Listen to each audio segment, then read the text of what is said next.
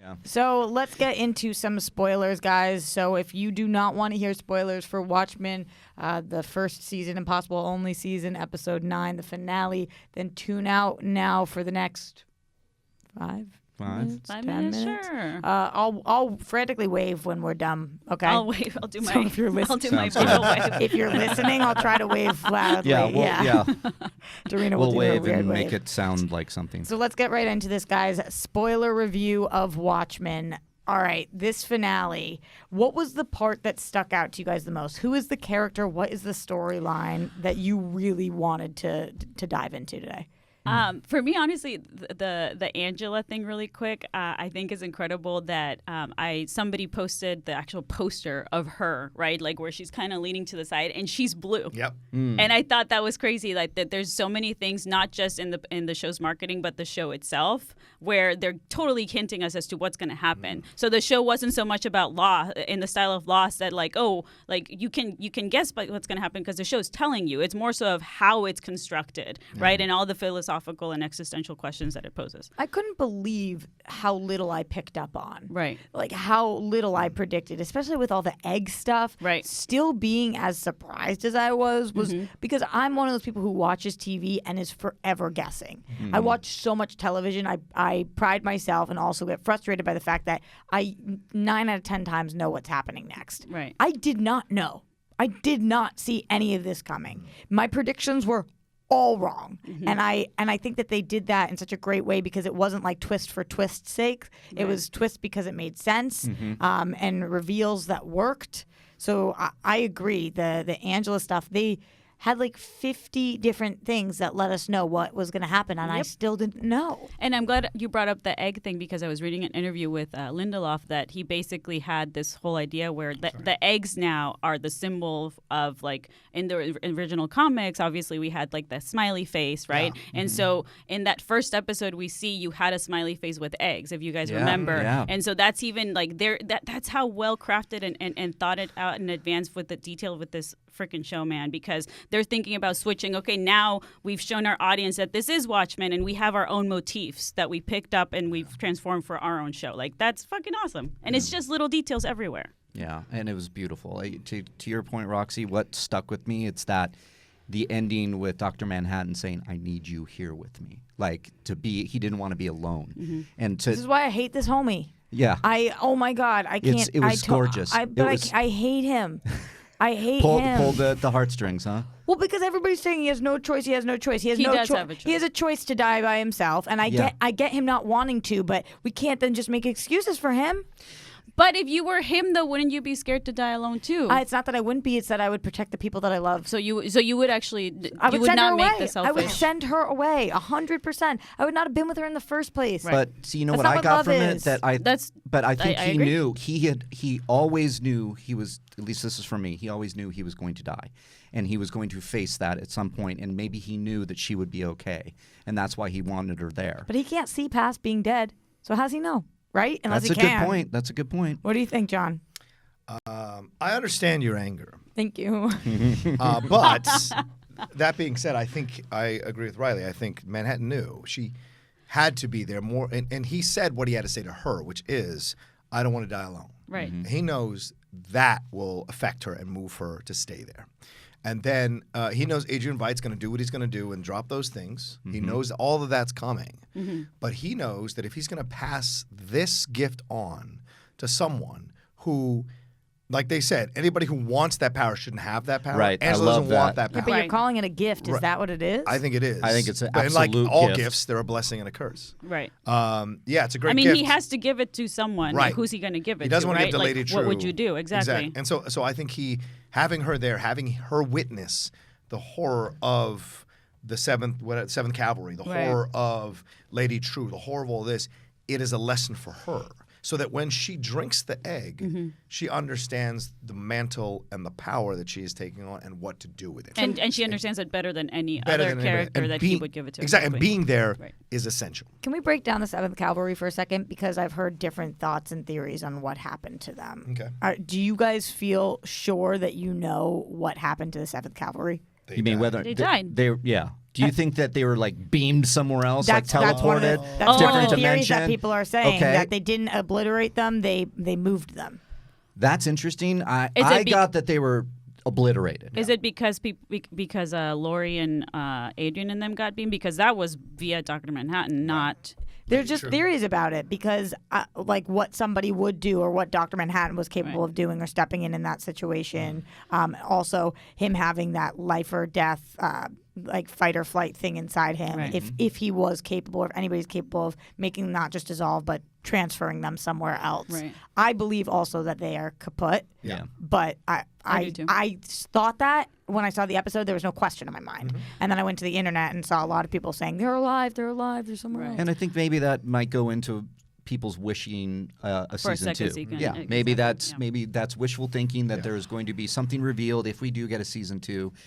They do certainly leave it open, especially with that ambiguous ending. Perfect ending. That I loved. Really good. That I loved. Oh, it's like it was one of the most satisfying things I've ever seen on television. Where when she takes that step, and I was like, I bet you they're gonna cut right now I said that, into they're gonna black, cut. and Go I to was black. like, oh, they They're doing did the it. It Inception was ending. perfect. It was the first and only thing I've ever predicted. I was like, and do you? How confident are you guys that she walks on water? I think she does. Yeah. I think she's supposed, but especially with know. that I like not poster knowing. theory that people were talking about, like where she's already blue and she and hinted at that. If she eats the egg and is able to walk on water, do you guys think that Dr. Manhattan somehow does know that she ends up okay because he lives inside her, so that's how he knew? Yeah, that's certainly I think possible. so. I also think, let me throw something else out there. Remember that her daughter sees that she is Lady Night. Was it Lady Night or whatever her character? Yeah, Sister- yeah. Sister Night. Sorry, Sister Sister Night. Night. So it's mantle passing. Right. Both those moments are mantle passing. Her taking the egg to be Manhattan. Her daughter will take on Sister Night after her. Wasn't it her son that saw it? Oh, her son. I'm sorry, her son saw it. Right. I think so. That's I believe so. So he'll step into the mantle and meet Brother Night or something like that. So Right, right. I have that's what only think. seen this episode once as of this point, and I will say that I definitely need to check it out again. There was so much going on.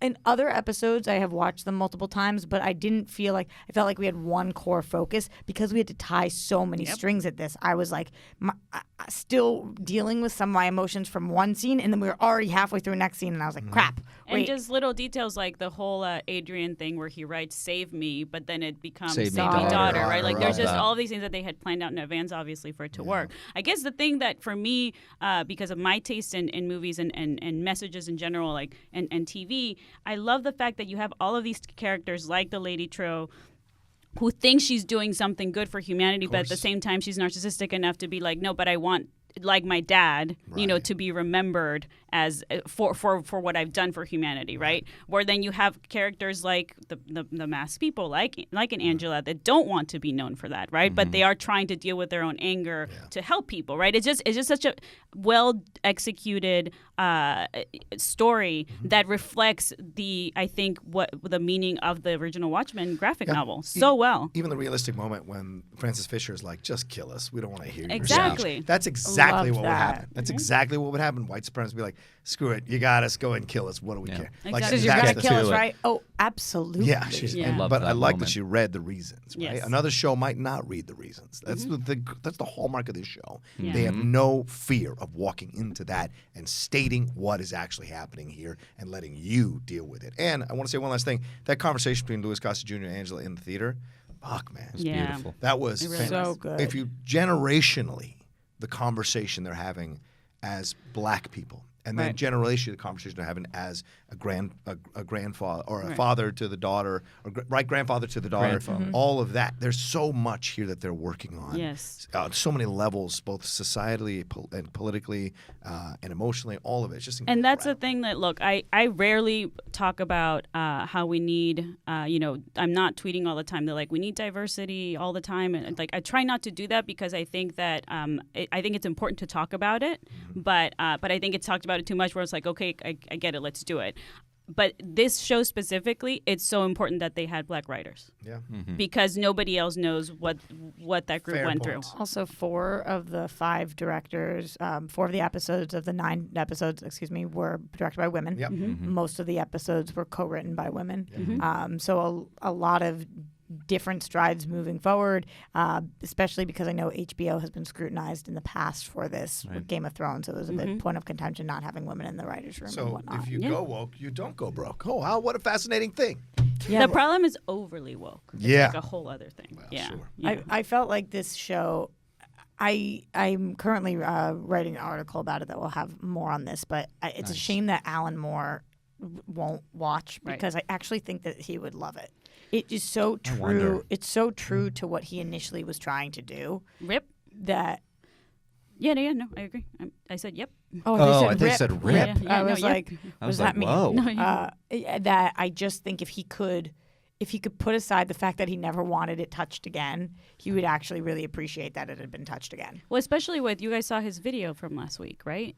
No, what was his Because he video? never comes out Yeah. and does Yeah. anything public, and he actually filmed a short video in order to encourage people in the UK to vote because unfortunately it didn't go the way a lot of people wanted. But he was encouraging people. He was saying. encouraging people to vote. Yeah. He was the saying, "I am elections. an anarchist, but I think we need to vote here because he's scared that we're going to lose our democracy." I Basically, thought you were talking about the Globes. no, Yeah.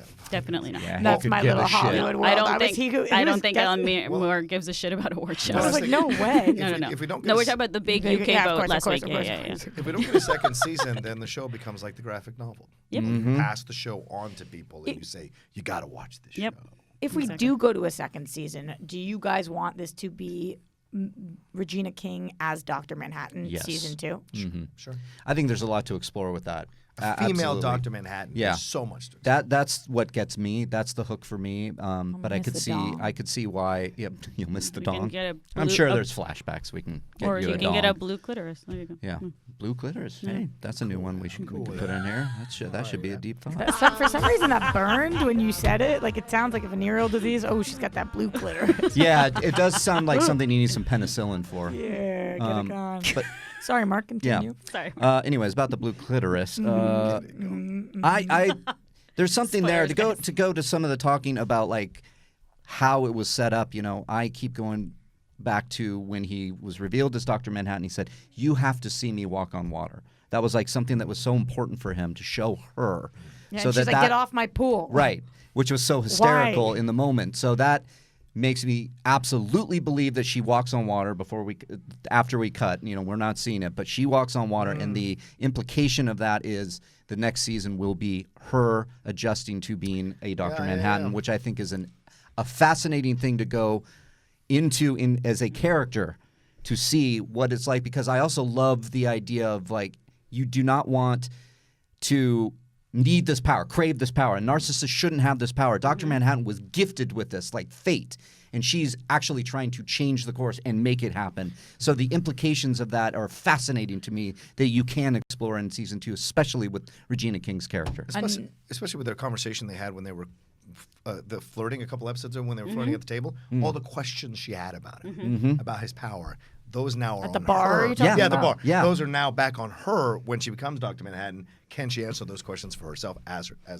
Manhattan? What Yeah. does she do with that power? Yeah. Is fascinating. The thing that I think is funniest about this finale, because as somebody who watched Leftovers and Lost, and you wonder, what about that smoke monster? Where did 2% of the population go? 4, 8, 15, 16, 23, 42. Like, what is happening here? The question after this show seems to be, Lube Man? Question mark. Right. Yeah. Like everyone on Twitter last night that good I was question. seeing was Lube Man. And I heard that Watchmen's website actually put up a little additional information on him. I didn't actually check it out yet, but that they wanted us to have a little Lube Man resolution. So thank you to them for I think caring it was about that Lube Man. agent, right? Like Dale something. I forget his Yeah, name. there was something. There's an article on .com that I was reading this morning about it. And why? Do you know why Lindelof did it? Because when he would talk about Watchmen characters, I believe it was Hooded Justice within the original comic that a lot of people were like, no, that's not my favorite. Like they would Dr. Manhattan or comedian, and so he was such a smaller part that he wanted to add one of those characters that Right. people talk about. And I think it was revealed. Yeah, they're saying as all styled as if written by Agent Dale Peedy, the dweeby FBI guy who works with Gene Smart's Laurie Blake. So that's who Right. people think it Oh, is. I could see He that. looks like a putty from the Power Rangers. Season 2, baby.